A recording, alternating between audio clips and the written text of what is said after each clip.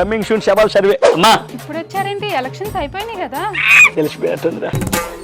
తెలిసిపోయింది కాబట్టి 11 వచ్చినాయి అన్న. సర్వే కోసం వచ్చారమ్మా. ఓ, ఇంట్లో ఉండే వాళ్ళ కోసం సర్వేలా?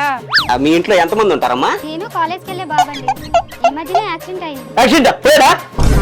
ఏమరిష్టమైన మాటలు? బండి తీసుకొని అబ్బాయి బయటికి వెళ్ళి రోడ్డు మీదకి వెళ్తే అలా పోతూనే ఉండాలి, రాకూడదు వెనక్కి.